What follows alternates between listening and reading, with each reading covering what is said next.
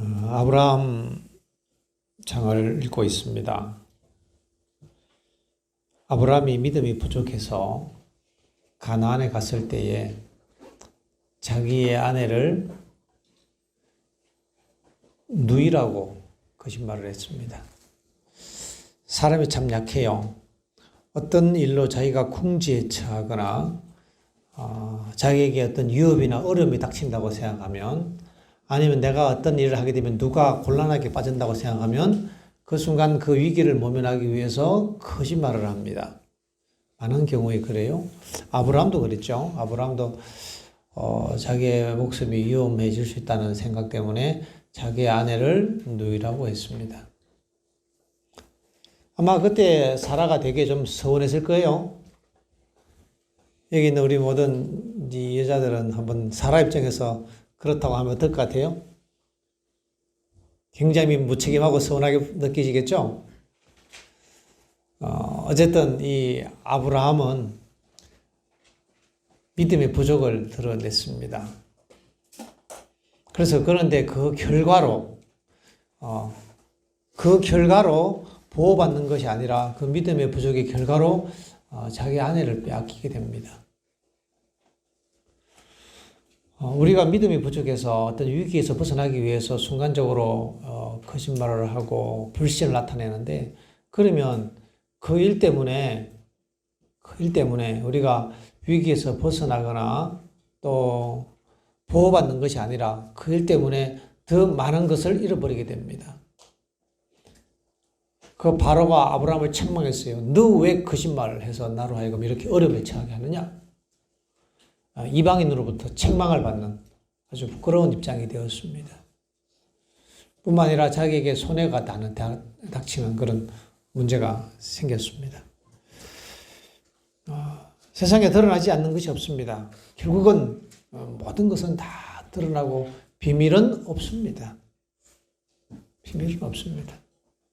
여러분들이 혹 걱정 때문에 주목하세요. 어떤 변명을 할 때 반드시 기억하십시오. 이 변명은 반드시 드러난다. 만천하에 드러난다. 그것을 염두에 두고 얘기해야 합니다. 어떤 얘기를 해도. 그래서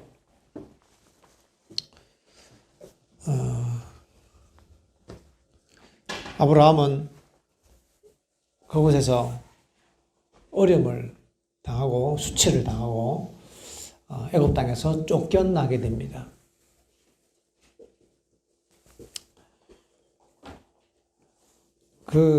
다윗도 그랬었죠. 다윗이 도망가다가 제사장이 있는 성전으로 도망을 갔어요. 그때 물었습니다. 왜 당신 그렇게 급하게 도망가는 사람처럼 보이냐라고 물으니까, 아니다. 나는 지금 왕의 특별한 명령을 띄고 급하게 가는 길이다. 이렇게 속이고는 그 제사장들에게 도움을 받습니다. 그 결과로 모함이 이루어지고 그 모든 제사장들이 사울의 손에 다 죽습니다. 여러분, 그 거룩한 거짓말이라는 게 있어요? 없어요. 선의의 거짓말이라는 게 있어요? 없어요. 선의의 거짓말조차도 믿음의 부족에서 생긴 것입니다. 내 뜻과 내 생각을 이루기 위한 것이지 하나님께 대한 절대적인 신뢰는 아닙니다.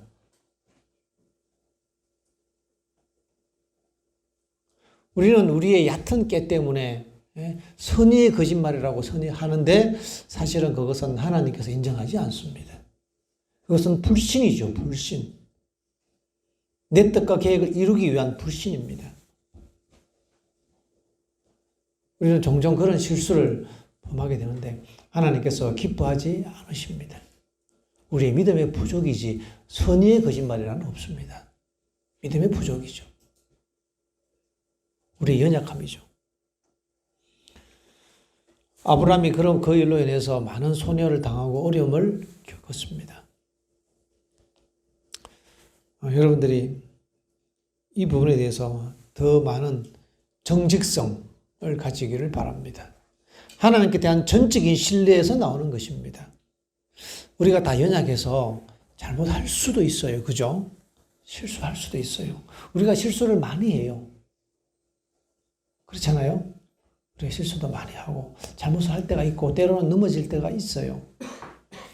그때 우리는 그것을 감추고 싶어 하고 자기를 보호하고 싶어 합니다. 나를 남이 어떻게 볼까를 더 많이 의식합니다. 그래서 또 거짓말은 또 다음에 또 거짓말을 부르고 또 다음에 거짓말을 자꾸 부르다 보면 자기 인격에 미천이 드러나 버릴 때 나중에는 도망갈 곳이 없습니다. 피할 곳이 없어요. 우리가 정직한 연습을 해야 합니다. 그것이 믿음이에요. 하나님께 맡기는 거예요. 죽으면 죽으리다. 죽으면 죽으리다. 그때 하나님께서 그 믿음을 따라서 역사하시는 것입니다. 이런 믿음을 배우기는 큰 어떤 용기가 필요하고 인내가 필요합니다. 믿음에는 용기와 인내가 필요합니다. 그런데 하나님께서는 그런 아브라함을 버리셨나요? 하나님께서는 마음이 바다같이 넓으신 분이셔요. 인간의 실수와 연약함과 죄들에 대해서 하나님은 분노하지 아니하시고 그들을 품어주시고 그들의 실수를 오래 기다리시고 그들을 용서하시고 변함없이 사랑하십니다. 어떤 사람들은 하나님께서 오래 참으시고 기다리시고 다 품어주시니까 그것을 이용해서 그냥 하나님은 나를 기다려주시 용서해 주시니까 하면서 자기의 방종을 즐기는 사람들이 있는데 그것은 아주 위험한 일입니다. 아주 위험한 일입니다. 아브라함이 그 일로 회개했어요. 그래서 하나님께서 아브라함을 도와주십니다. 아브라함이 울면서 하나님, 제가 믿음이 부족해서 거짓말하고 제 아내를 빼앗겼습니다. 도와주십시오. 아내를 빼앗겼어요. 그때 하나님께서 천사를 보냈습니다. 아브라함을 도와줘라 하고 천사를 보냈습니다. 천사가 즉시 바로에게 내려가서 그 집을 쳤습니다. 바로가 부들부들 떨면서 내가 죽을 죄를 졌습니다. 사실 저는 모르고 그랬습니다. 하고 그 다음날 아브라함을 불러서 호통을 치면서 변상하면서 돌려보내줍니다. 부조와 선지자에는 이렇게 기록합니다. 아브라함이 섬기던 하나님은 당신의 종을 보호하시며 그에게 입힌 어떤 해라도 보복을 당한다는 사실이 알려졌다. 하늘 왕의 자녀 가운데 한 사람에게라도 나쁜 짓을 하는 것은 위험한 일이다. 여러분이 하늘 왕의 자녀가 맞습니까? 자녀가 되길 바랍니다. 아직 하나님의 자녀가 아닌 사람은 예수님을 영접함으로 하나님의 자녀가 되기를 바랍니다. 그럴 때 여러분은 특별한 특혜를 받아요. 여기 기록되어 있잖아요. 하늘 왕의 자녀 가운데 한 사람이라도 하늘 왕의 자녀가 된다면 그 한 사람에게라도 나쁜 짓을 하는 것은 아주 위험한 일이다. 여러분 하나님의 자녀가 되기를 원합니까? 하나님의 자녀가 되는 것 특권을 누리기를 바랍니다. 때로는 실수하고 잘못하더라도 아브라함 역시 하나님의 자녀였어요. 정직하게 하나님의 백성이 되는 특권을 여러분들이 다 누렸으면 좋겠습니다. 이런 경우가 있어요. 자, 보세요. 우리 학생들도 이런 경우가 종종 있을 거예요. 내가 그런 모습들을 보는데, 그동안 뭐 실수도 하고 잘못도 했어. 그런데 어느 날 탁 설교를 듣고 마음에 감동을 받고, 어느 날 마음에 찔림을 느끼고, 어느 날 말씀을 보다가 내가 이래서는 안 되지. 마음의 결심을 딱 하고, 오늘부터 내가 이제 새롭게 살아야겠다.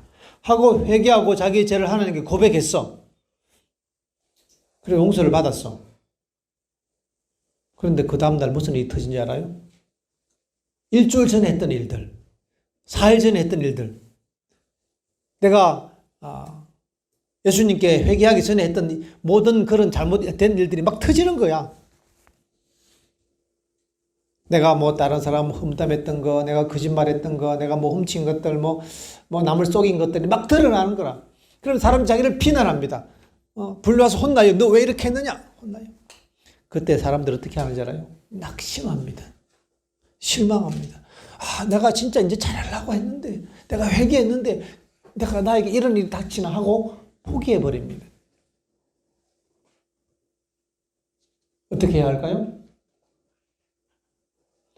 그것은 저희가 그랬던 그 일에 대해서 그 일이 없어지는 건 아니에요. 낙심하지 말고 인내해야 합니다. 실망하지 말아야 합니다. 시간이 지나야 합니다. 그때 맞아, 나는 잘못했지. 내가 그때 그랬다고. 그렇지만 나는 이제 주님 앞에 새 사람 되기를 원한다고. 이렇게 할 수 있는 용기가 있어야 합니다.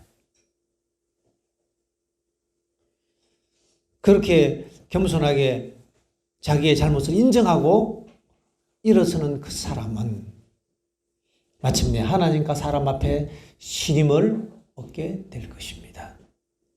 그렇게 신임을 다시 회복하고 하나님의 축복을 받게 됩니다.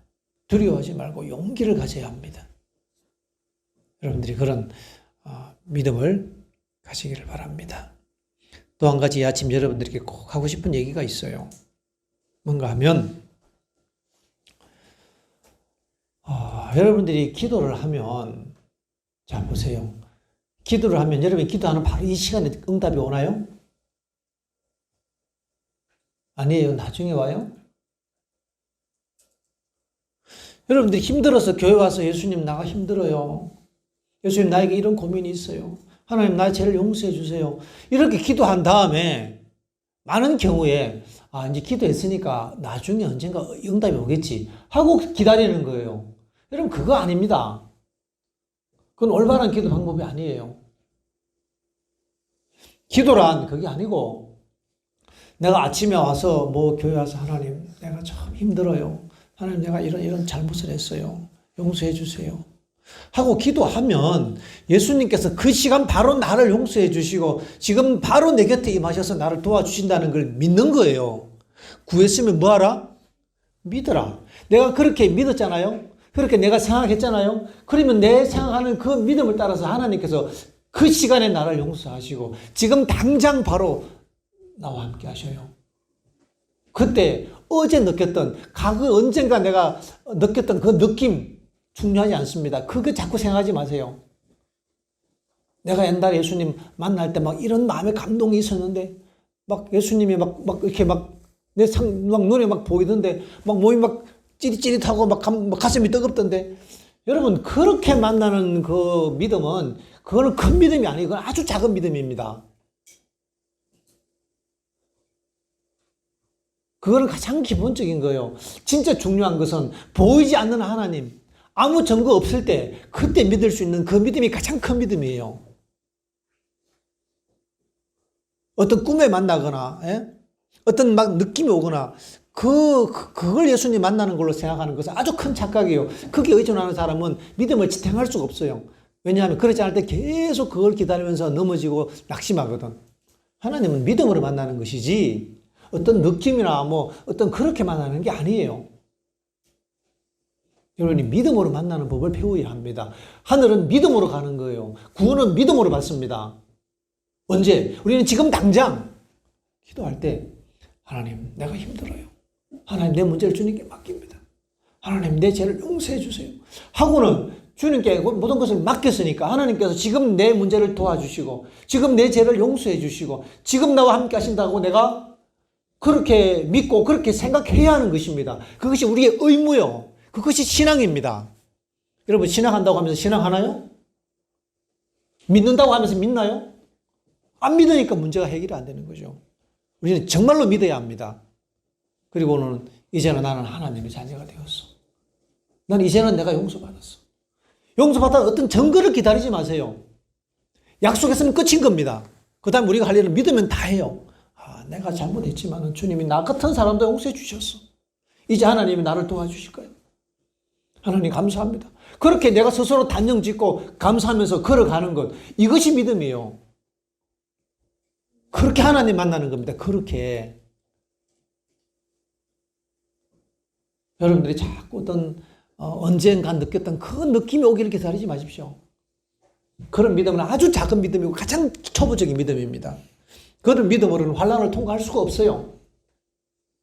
우리는 보이지 않는 하나님을 늘 보고 아무 느낌 없어도 아무런 증거가 없어도 믿을 수 있는 그런 확실한 믿음의 눈이 열려져야 합니다. 그 경험으로 성장해야 하는 것입니다. 자라야 합니다. 언제까지 이 믿음의 초보에서 내가 기도하면 하나님께 응답해 주셨어. 여러분 그 응답에 내 마음에 어떤 감동이 있었어. 여러분 어떤 눈물이 있었어. 물론 다 좋아요. 그러나 그것까지 넘어야 하는 것입니다. 우리는 지금 당장 믿을 수 있고 지금 당장 하나님의 축복에 거할 수 있는 거예요. 여러분들이 믿음의 사람이 되길 바랍니다. 기도하겠습니다.